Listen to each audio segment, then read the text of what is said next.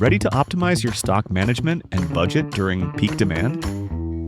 In this tutorial, we'll show you how to set up a simple rule to track product availability, so you can identify which items are in stock or at risk of running out. This helps you allocate your campaign budget more effectively and deliver a better customer experience.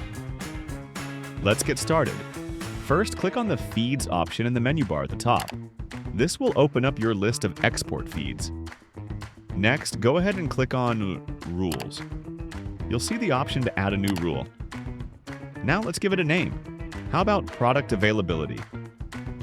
Go ahead and type that in, then hit the Create button. Now let's move to the If section. First, select Project Fields from the drop-down menu.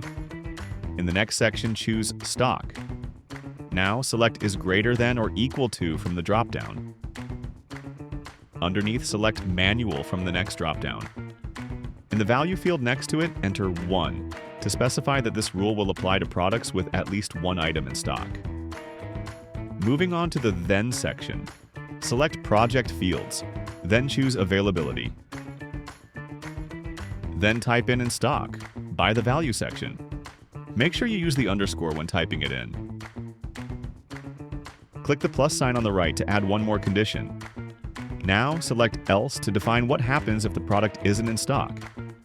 Again, under Project Fields, choose Availability. This time, set the value to Out of Stock. Once everything's set, click the Save Rule button at the bottom to apply your rule. Once saved, you'll see at the top right how many of your items the rule has applied to. You can click on selected items to view the updated product statuses. Now you're ready. Follow us for more content, so you can learn more tips and tricks or gain insights about e-commerce. Or go to Channable.com to learn more.